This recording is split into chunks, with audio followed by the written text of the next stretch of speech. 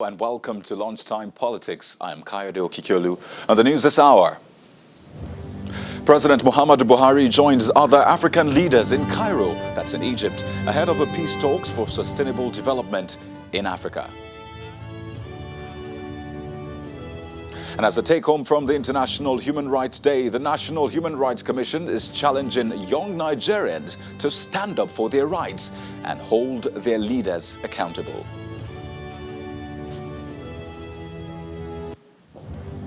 And the House of Representatives orders probe into the court invasion during the trial of the convener of the Revolution Now movement, Mr. Omoyele Sowore.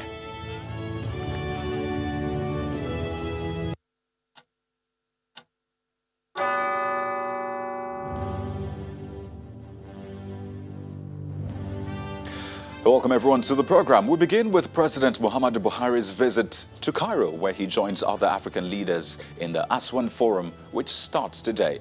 The forum is designed to set an agenda for sustainable peace and development in Africa. It also aims to address the interconnections between peace and development on the continent while promoting Africa-led solutions. The initiative is being launched by the Egyptian President Abdel Fattah al-Sisi in his capacity as a chairman of the African Union and as an advocate of post-conflict reconstruction and development in Africa. The president is expected to return to Abuja on Friday. So let's talk about human rights. The National Human Rights Commission is asking young Nigerians to stand up for their rights and demand accountability from the nation's leaders. The Executive Secretary of the Commission, Mr. Tony Ojukwu, says young people should be empowered to stand for their rights. He was speaking after a rally to mark the 2019 International Human Rights Day in Abuja.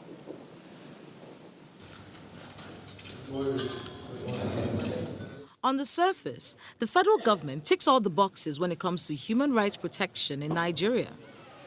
Nigeria is party to all 9 core human rights treaties and has ratified several international and regional human rights treaties.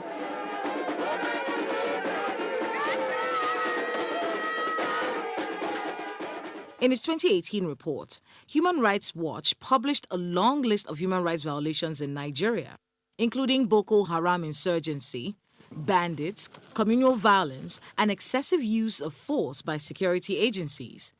They also included illegal detention, gender-based violence, and freedom of speech. The European Union wants the federal government to take action to address the situation. The European Union stands very firm on the principle. Our fundamental values, as laid down in the Universal Declaration of Human Rights and the Convention, the European Convention of Human Rights as well. And as I've stated before, we find that it is important in any democratic society for people to be able to participate as long as they seek peaceful means to voice their opinion. This is a crucial component of any democracy. According to the United Nations Population Fund, 28% of Nigerian women aged 25 to 29 have experienced some form of physical violence since the age of 15. And 3 million women in the Northeast region need gender-based violence protection and response. The Human Rights Commission is insisting that young people must stand up for their rights in the country. Unless they fight for their rights, unless they know their rights, it will not be possible to fulfill the sustainable development goals. So we think that youths are a very important segment of the society and the future lies in their hands. So today is a recognition by the international community that the youth should be empowered with knowledge about their rights. The youth should demand their rights to make our leaders accountable. And if a citizen commits an offense, the law enforcement agents are entitled to try the person. But they must try the person within the law. They must respect the person's dignity. The Constitution says that every citizen is innocent until proven guilty. The law enforcement agent should not proceed as if somebody is already guilty before it is sanctioned by the court. That is our issue with Sowore. The federal government insists that it upholds the rights of every Nigerian, but the statistics suggest otherwise. Well, we have more on human rights, but this time in Lagos, as participants at 2 separate events in the state painted a picture of what the country would look like without the guarantee of human rights. Well, right activists, legal practitioners, government representatives and other stakeholders at the event organized by the U.S. Consulate and the Nigerian Bar Association believe that it is time to stand up and acknowledge the role of the judiciary in the development of democracy. According to them, the law should be an instrument for protecting the people. In Bayelsa, John Sabiri was arrested for embarrassing the governor. A list of young people facing different charges on rights issues in Nigeria, reeled out by the chairman of the 2019 Human Rights Summit by the Nigerian Bar Association Lagos chapter. Madonna, a former student, a graduate, was arrested for complaining about his alma mater. In UNAB, a student complained of armed robbery. The authorities said it was embarrassing. He also recounts the moments before the fracas on his client, Mr. Ashore, in the courtroom. The judiciary must stand its ground. And that was what the Honorable Justice Ijeoma Ojukwu did last Thursday by saying, what has happened to my order? And the senior lawyer representing the government said, in the face of the court, my lord, yes, the judge had signed the warrant of release, having verified the sureties. The lawyer said, like his client, oh, the sureties did not come to our office for approval. And the judge said, I beg your pardon. The keynote speaker, former National Human Rights Commission chairman, criticizes the leadership of the NBA for not championing the cause of the rule of law. In July this year, when Abubakar Malami, senior advocate of Nigeria, went up to the Senate for confirmation, he told the Senate that he actually reserved the right to pick and choose what judgments to comply with. The Senate did what? Confirmed him, and he got nominated and appointed as Attorney General. The Nigerian Bar Association didn't say anything then. It has not said anything now. But former President Civil Liberties Organization advises the youth about today's freedoms. Don't say that because they are putting a fence here, I better stay here. Rather, you walk up to the fence and stand on the line.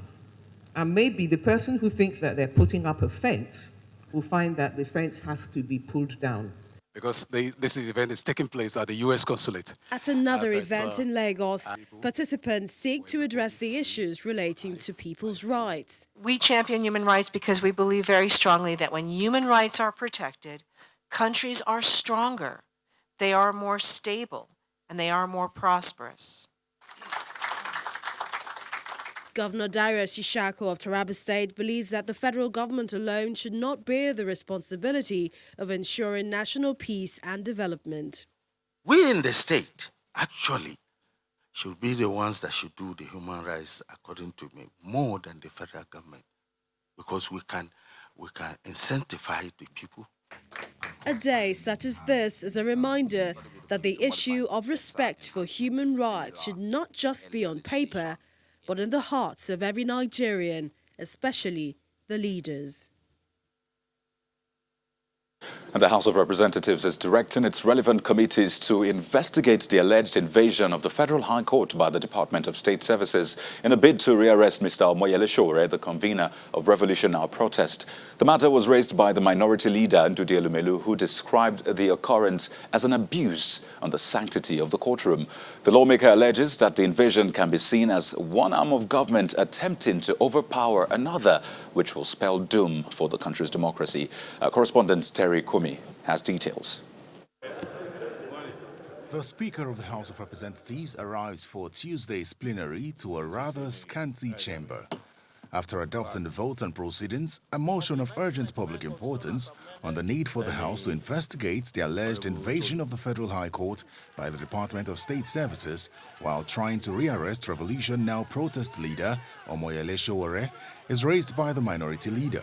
The House is concerned that the men of the civil society claims that the unidentified masked man are agents of the Department of the State Services, DSS.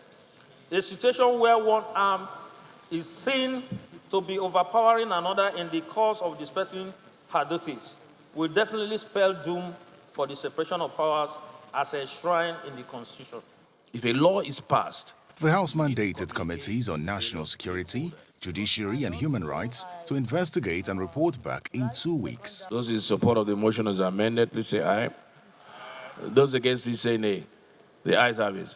Meanwhile, a bill sponsored by the Speaker and 5 other lawmakers on the need for budget discipline and accountability scales second reading, just as the lawmakers issue an ultimatum of 31st December 2019 for ministries, departments and agencies to refund all unspent budget funds to the National Treasury.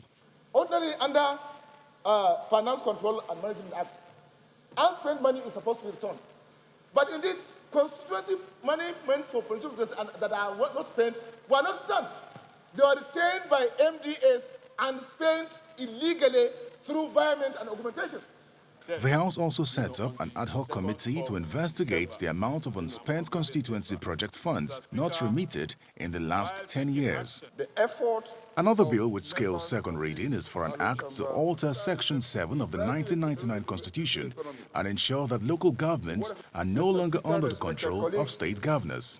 This bill will not just only do or give the authority for the election of chairman, but at the same time, it will stop the issue of caretaker committees, caretaker chairman, administration that most of governors usually use it to do what they want to do. A bill for an act to separate the office of the Attorney General of the Federation from the Minister of Justice also passes through second reading. Terry Ikumi, Channels Television News.